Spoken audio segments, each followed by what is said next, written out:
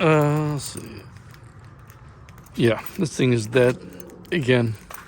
What's up, YouTube? Welcome back to another video. Yes, today we're talking about electrical stuff on the H2 that goes wrong and then potentially eats your battery. Now, one thing that I do want to get out of the way before we start the video, every now and then I get messages on Instagram. A lot of you find me on Instagram and they say, hey, I found your channel. I'm looking to purchase an H2, but I'm kind of afraid because I see a lot of the videos that you post on your channel, they're about fixing issues that you had or that somebody else had.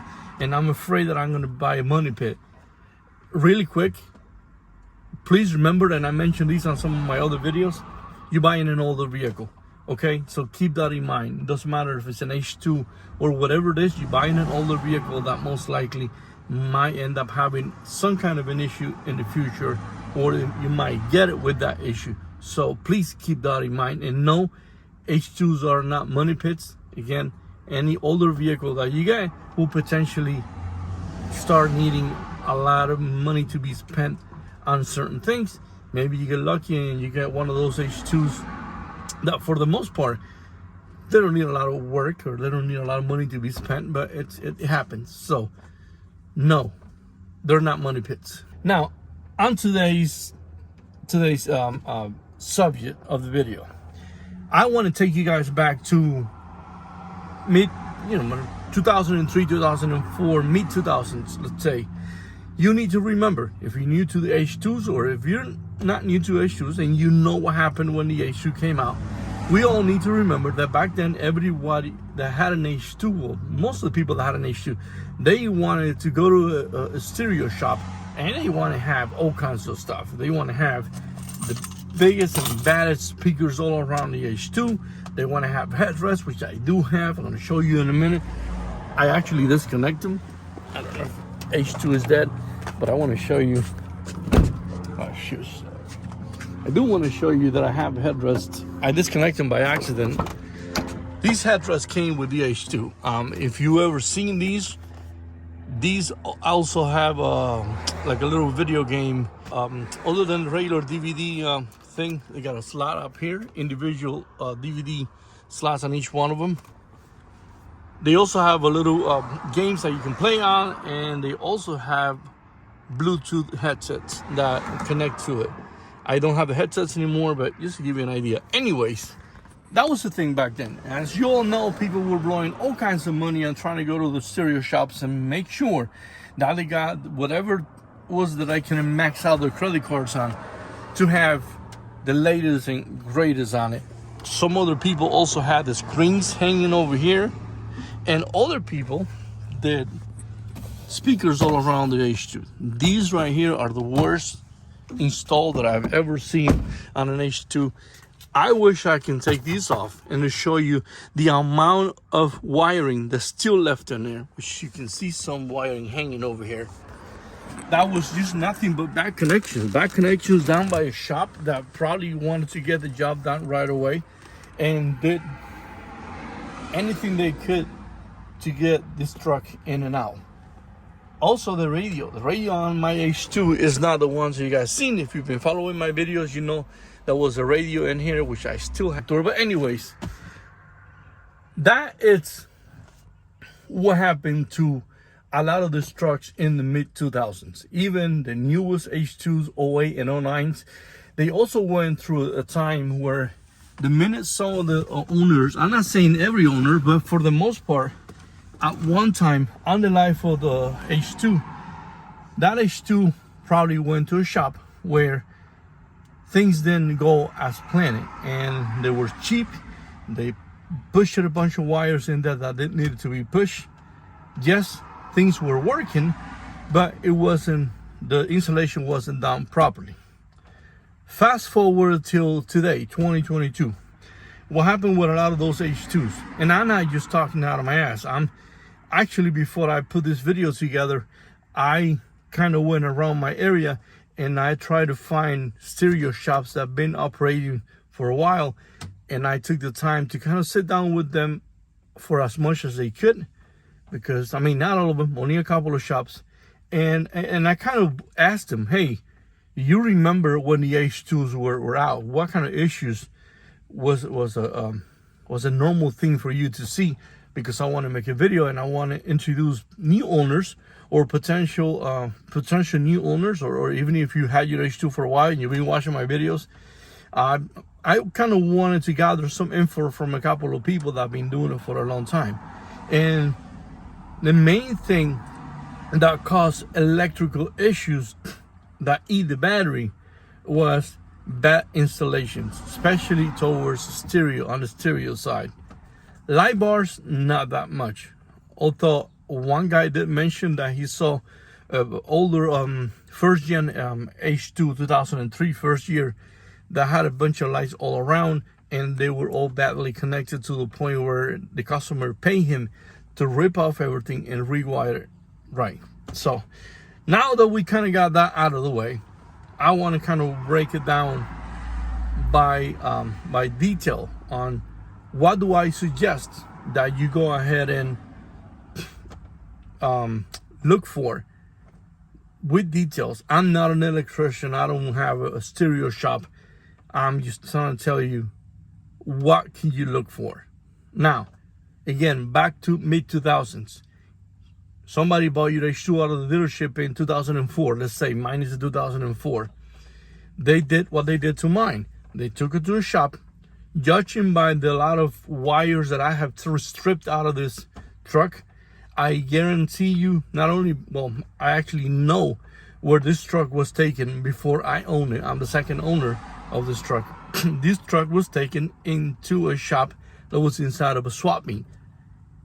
Not batching on the shops that are inside of swap meets. A lot of those shops are excellent. It doesn't matter where they are. They have people in there that if you walked in the morning or to a swap meet and you say, I want my truck done in 2 hours, they'll be like, nope, because they're actually going to take their time.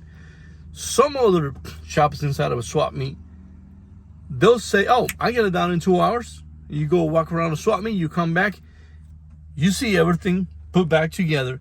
You don't see what's behind your door panel. You don't see what's underneath your steering wheel. There's a lot of wiring that takes place under the steering wheel. There's a lot of wiring that could be hidden right here behind the radio, which I took a lot of wiring away from behind this plastic from the previous radio that was installed in here.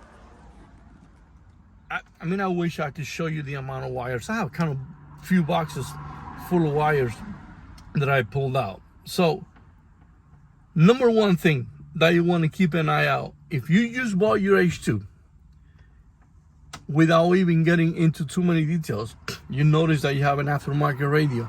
Let's say a month or a month and a half after owning your H2, your new to you H2, you start seeing some battery problems. My number one suggestion, if you notice you have an aftermarket radio, is if you're encouraged, like if you think you're brave enough to take this apart and check all the wiring, if you're knowledgeable enough, please go ahead and do that. Before you attempt to do any of that, if you're not an electrician, please remember, do not touch anything on your H2. Take your time, go to a shop, pay a professional to get it done. If not, you're probably going to end up with more problems that you started with. One more thing that you need to remember, if you're tracing a lot of problems, supposed problems with your stereo, don't just focus on this area. Please do yourself a favor. It's kind of obvious, but I do like to remind you. Take your door panels off. If you notice, you also got aftermarket speakers. I'm going to show you what cheap shops do. Okay, and this is a good example. This cover is a JL audio cover. On right there on the inside, there is a Hertz speaker in there. Same place that put that JL audio cover, went ahead and installed Hertz speakers in there. They installed it, the wiring was really bad. There was a lot of static going on. I had to take these door panels off. The only aftermarket speakers on my H2 has are the 4 speakers on the doors, okay? And for the video, I wanted to take my door panel off to show you, but it kind of pisses me off every time I see that. So What I did is the static went away because I took my four door panels away. I looked what was kind of going on with it. A friend of mine kind of showed me a little quick fix, and now the speakers sound the right way. The reason why I didn't do it right when I was there, because I wasn't there to replace the speakers. I was just there to see if there was a quick fix for the static. Static is now gone. I wish I had a CD or something. I don't have Bluetooth, I have the stock radio to play that I don't get copyrighted and show you that now sounds good. The other thing that they did that could have been a possible battery drainer is there was a lot of wires that were hooked up underneath the steering wheel to make these buttons work that were hooked up wrong. How or what they did wrong, I don't know. I'm just telling you what the stereo guy told me. But I took out this cover right here underneath the steering wheel, and there's a lot of wiring in there that was just hooked up wrong. None of these ever worked. The hardware was underneath. Actually, some of the hardware is still in there, but it's so badly done that the stereo guy looked at me and is like, no man, any of these things right here could be eating your battery, because first of all, they're not even working, and then the way they did the wiring, it's just horrible. Now, getting out of the stereo, one more thing that could kill the battery if it's done incorrectly. Not only can kill your battery, it can shut down the car even if your battery was not being drained, is the alarm system. This truck, see this little blue light right here? This truck came, when I bought it, it came with a Viper alarm system. I don't know if you remember back in the day, Viper was kind of like a big thing for some people because they had this little keychain that looked like a little cell phone. I still have it somewhere in the house. I don't know where it's at. The way that Viper alarm was installed on this H2 was horrible. Wiring was everywhere. There was ground wires hooked up in the weirdest places where water even gets to. Yes, it was a mess. I went to a shop. I told the guys at the shop, look, I don't like the way my alarm is functioning, because at the time somebody suggested that my alarm was eating my battery, and it was. So what I did is I did not disconnect the alarm system out of the truck, or pull it out of the truck, because I was told by an alarm shop that it's a time-consuming process, especially if it was done wrong. Because there's certain wires that they could have hooked up that if they just rip it off, or if I just rip it off without finding out what it is, I could cause the truck to not even turn on. Whether that's true or not, if you're an alarm expert, you'll probably be able to chime in and tell me if it's true or not. I do believe it. So that's the reason why I left the alarm the way it was. I just learned how to deactivate it, and I did that, and ever since I deactivated, the battery problem went away. Something else that can eat your battery if it's not done right is wiring for lights. The lights up on the light bars, headlights, my headlights. I did my headlights myself because I was confident enough, and I asked people before I posted that video when I installed my headlights, if it would have been a little bit more complicated than that, I would have left it alone.